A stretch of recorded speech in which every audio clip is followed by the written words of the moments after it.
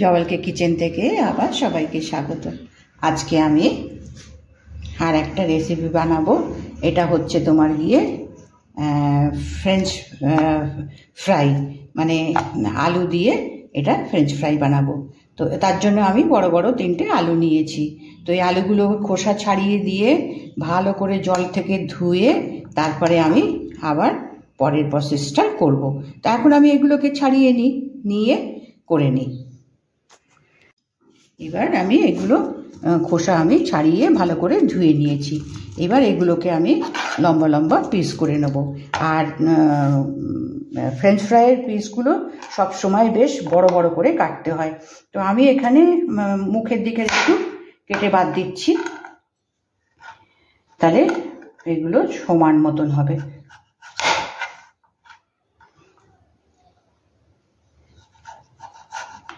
আর French ফ্রাইগুলোর একটু মোটা মোটা স্লাইস করতে হবে, তাহলে তোমার গিয়ে বেশি মোটা না, মানে খুব পাতলাও হবে না, আবার বেশি মোটাও হবে না।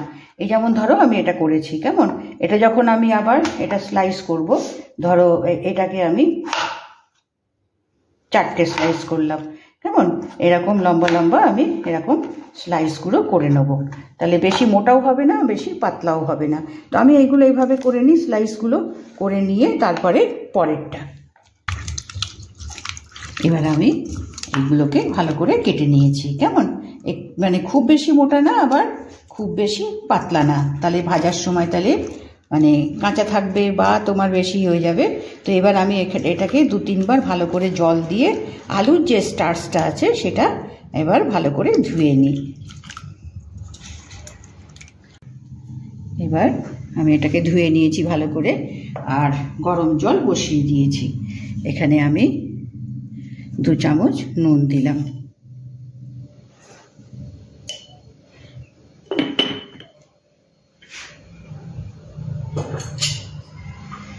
এবার এর মধ্যে আমি এই আলুগুলোকে দিয়ে দেব।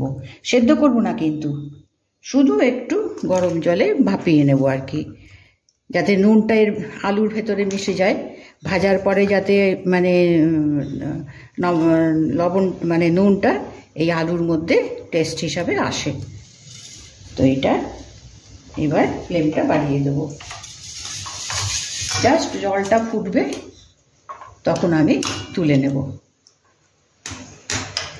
আচ্ছা, তুলে এবার এই কাপড়ের ওপরে একটু শুকাবার জন্য রাখবো, কেননা জলটা তোমার গিয়ে না একটু শুকিয়ে নিলে পরে তেলে তো দেওয়া যাবে না, তেলের মধ্যে তাহলে ছটছট করতে থাকবে।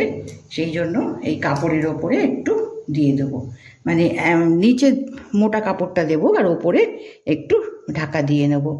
কিন্তু একবারে পুরো শুকিয়ে নেব না, কারণ পুরো শুকিয়ে নিলে তাহলে এর মধ্যে আমি একটু চালের গুঁড়ো কোট করে নেব যাতে ক্রিস্পি হয়, সেই জন্য এটা। আচ্ছা, এটা একটু ফুটলে পরে আমি এটা তুলে নিই, বেশি না, জাস্ট জলটা ফুটতে শুরু করবে, আমি আলুটা তুলে নেব। এবার দেখো বাবলস, মানে আলুটা দেওয়ার পরে তখন জলটা একটু মানে ধিমা হয়ে গিয়েছিল, মানে ঠান্ডা আলুটা দিয়েছি তো, যার জন্য জলটা যে ফুটছিল হালকা মতো সেটা বন্ধ হয়ে গিয়েছিল। তো এখন এটা দেখো, এখন আবার ফুটতে শুরু করেছে। তো এখন এটা থেকে আমি আলুটা তুলে আমি এই টাওয়েলের ওপরে রেখে দেব, জাস্ট ওপর থেকে জলটা যাতে শুকিয়ে যায়। আবার বেশি শুকাবো না কিন্তু, কেননা এর গায়ে একটু ক্রিস্পি করার জন্য আমি চালের গুঁড়ো একটু টস করে দেবো, বেশি না, সামান্য একটু ছড়িয়ে টস করে দেবো। আর আমি যে এত পর্যন্ত যেটা দেখালাম বা তার পরের প্রসেসটা কি, পুরো কিন্তু দেখো, না দেখলে তো তোমার গিয়ে পুরোটা বোঝা যাবে না যে কিভাবে হয়েছে। কারণ কেমন, তো আমি এটা তুলে নিই। এটা দেখো ফুটতে শুরু করেছে, আমি গ্যাস অফ করে দিলাম, দিয়ে এবার এটা জল থেকে বেশি কিন্তু ফোটাতে হবে না, এটা হচ্ছে তোমার গিয়ে আলুর স্টার্চটা যাতে বেরিয়ে যায়, আর যে আমি নুনটা দিয়েছি সেই নুনটা যাতে এর মধ্যে আলুর মধ্যে যাতে ঢুকতে পারে, সেই জন্য গরম জলটা, ঠান্ডা জলে না কিন্তু, জলটা বেশ মোটামুটি হালকা ফুটতে শুরু করেছে, তখন কিন্তু আমি এটাকে দিয়েছি।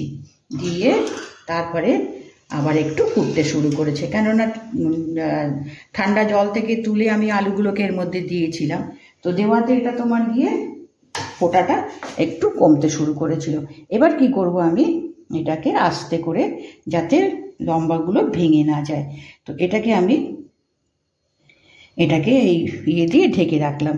এবার আমি কড়াইটা জলটা ফেলে দিয়ে শুকিয়ে নিয়ে এবার ভাজার জন্য কড়াইটা গুছিয়ে নিই। এবার এটা শুকিয়ে নিয়েছি, মিনিট 15 রাখলে এটা মোটামুটি শুকিয়ে যাবে, বেশি কিন্তু শুকনো হবে না, কারণ তাহলে আবার এই যে একটু চালের গুঁড়ো দেবে একটু ক্রিস্পি হওয়ার জন্য, সেটা তোমার কোট হতে হবে।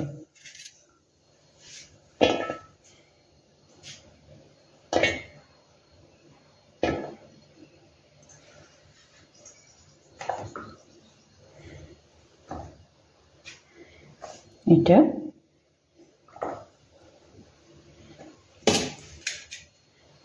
খুবই অল্প দেব, নুন তো আমি জলের সঙ্গে ফুটিয়ে দিয়ে যখন নিয়েছি তখন তো আমি জলের মধ্যে দিয়েছিলাম, দিয়ে আমি করে নিয়েছি, মানে নুনটা দিয়েছি। এবার এখানে জাস্ট সামান্য একটু কোট হবে,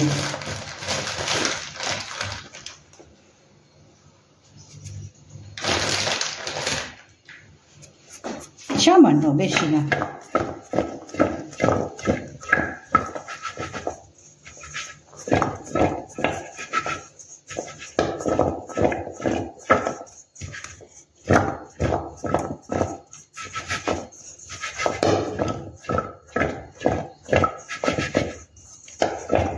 এভাবে একটু টস করে নিলেই মোটামুটি এর গায়ে এগুলো লেগে যাবে। এবার আমি তেল বসিয়ে দিয়েছি, কেমন, তেলটা কিন্তু ভালো গরম হতে হবে, যাতে তোমার এগুলো ধীরে ধীরে, কেননা এইগুলো তেলটা গরম হবে, এটা দিলে পরেই তখন একটু তেলটা তোমার গিয়ে হিটটা একটু কমে যাবে, তখন এটাকে ধীরে ধীরে মিডিয়াম করে রেখে সেটা তোমার ভেজে নিতে হবে, তাহলে কি ক্রিস্পি হবে, পুরোটা তোমার ভাজা হবে। তেলের এই হিটটা একটু দেখে নিতে হবে যাতে ঠান্ডা তেলে না পড়ে, ঠান্ডা হবে না, প্রথমে কিন্তু বেশ গরম হবে, গরম হলেই যেই আলুগুলো দেব তখন তো একটু হিট কমে যাবে, তারপরে মিডিয়াম করে ধীরে ধীরে ভেজে নিতে হবে। তো আমি এটাকে তেলটা একটু গরম হোক, হ্যাঁ, এটাকে একটু টস করে নিই, আর একটু যেটুকু আছে যাতে গায়ে একটু কোট করা যায়, এই চালের গুঁড়ো বা তোমার গিয়ে অ্যারারুটও দেওয়া যেতে পারে, তো আমি এখানে চালের গুঁড়ো দিলাম যাতে বেশ ভালো ক্রিস্পি হয়। আর একটু গরম হোক, আর একটু গরম হলে গরম গরম এইগুলো দিয়ে তখন ভাজতে শুরু করতে হবে।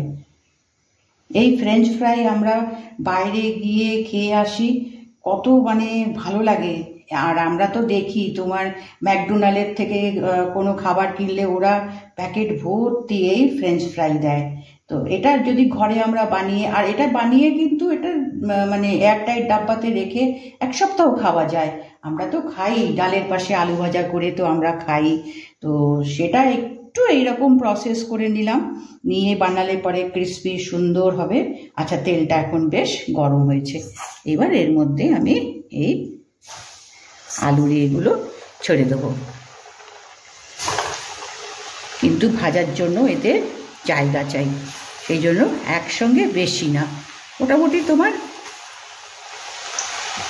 জায়গা নিতে হবে ওদের, যাতে ওরা মানে উল্টে পাল্টে ভেজে নিতে পারি। তো আমি এখানে এটা দিলাম, দিয়ে এটা একটু গরম হোক, তারপরে এখন খুন্তি দেবো না, এখন একটু গরম হোক।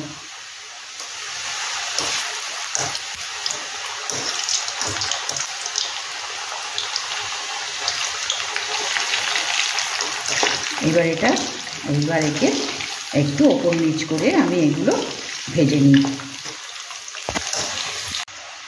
এবার সেকেন্ড ব্যাচটাও আমি আচ্ছা, এবার গ্যাসটা বন্ধ করে দিই। এবার এটাকেও আমি সেকেন্ড বারেরটাও আমি ভেজে নিয়েছি।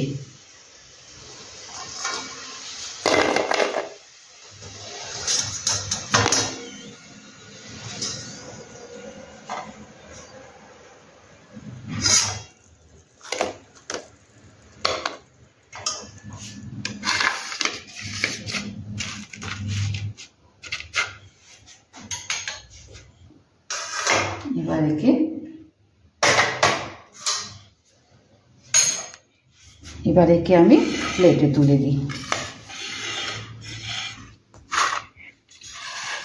এবার আমি একে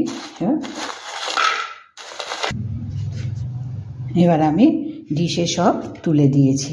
হ্যাঁ, সঙ্গে আমি সস দিয়েছি, আর এখানে একটু তোমার গিয়ে বিট নুন ছড়িয়ে দেবো,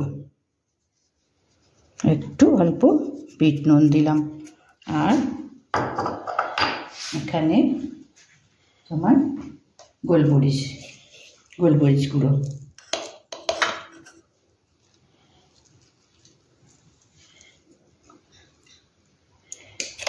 বাস, এবার পুরো আমি করলাম। সঙ্গে একটু সাজাবার জন্য ওই পেঁয়াজের রিংটা করে দিয়েছি। এটা তো সাজাবার জন্য যার যেমন ইচ্ছা সাজানো যায়। তো আজকে আমি ফ্রেঞ্চ ফ্রাই ঘরে বানিয়ে দেখালাম। দেখো, পুরোটা দেখতে হবে কিন্তু, কারণ ছোট ছোট করে করতে হয়, সেই জন্য মানে ধীরে ধীরে করতে হয়, করে তারপরে এটা পুরো করে নিয়েছি। তো আজকে আমি এটা দেখালাম। দেখো, খেতে কিন্তু ভীষণ ভালো হয়। আমরা বাইরে গেলে তো কিনে খাই, তো ঘরে এটা বানিয়ে রাখলে দেখো একদম মুচমুচে হয়েছে। এটা যদি এয়ারটাইটে রাখা যায় তো 2-3 দিন তো নিশ্চয়ই থাকবে। বের করে তখন গিয়ে চায়ের সঙ্গে স্ন্যাক্স খাই, বা আমরা তো এরকম আলু ভাজা তোমার গিয়ে ডালের পাশে নিয়ে খাই। তো বানালাম, সঙ্গে সস দিলাম। দেখো, সেই এক জিনিস। ভালো লাগলে নিশ্চয়ই সাবস্ক্রাইব করবে, লাইক করবে, কেমন? আর এগুলো সবাই আমরা ভালোবাসি। তোমরাও বানিয়ে খাও কিনা অবশ্যই জানিও। তো আজ আমি শেষ করলাম।